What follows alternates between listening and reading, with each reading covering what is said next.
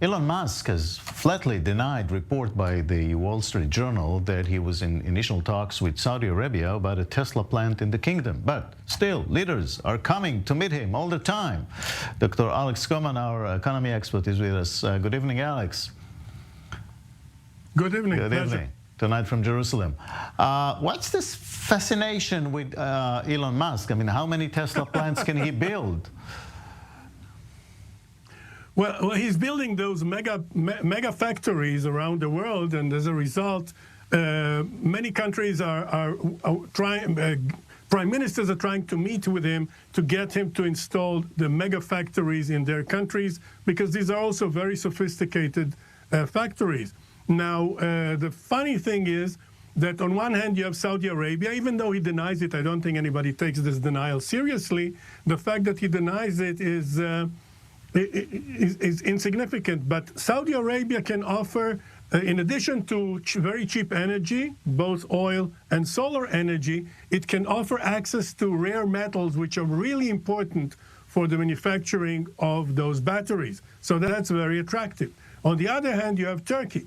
Turkey can offer cheap labor, and that's a weakness that Saudi Arabia does not actually have a broad workforce that can actually manufacture these batteries, and so they would have to bring people from abroad to work within Saudi Arabia, which is more complex than having this happen within Turkey.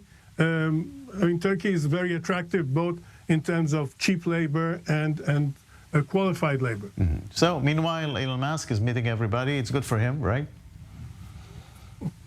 Yeah, well, since if he likes meeting people, then it's good for him. If he doesn't, the funny thing is that he met Erdogan in Turkish house in New York, which is right across from the UN. But Netanyahu actually flew to California to meet with him. So this tells you something about the hierarchy in this world. Yeah, and I think Netanyahu wanted to be inside Tesla factory, among others.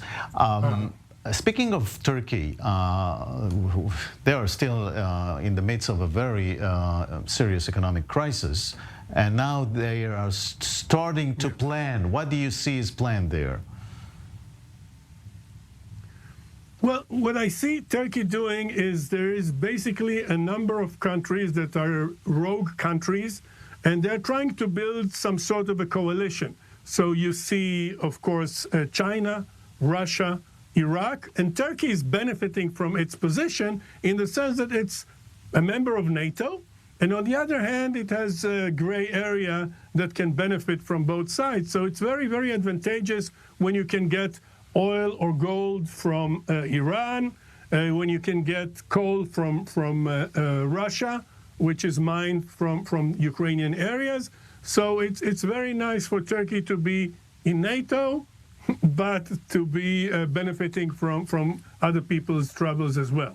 Mm-hmm. We've just heard President Biden talking about this vision of rails between India and Europe and the States and who knows where through the Middle East and all of that. Is this just dreams or anything that could really happen one of these days? I think that the idea is a very nice one, but I do not see the U.S. a major player in this game, because the U.S. actually, which had a fantastic rail system, neglected it. So today, if you look at the U.S. rail system, it's really 20th century.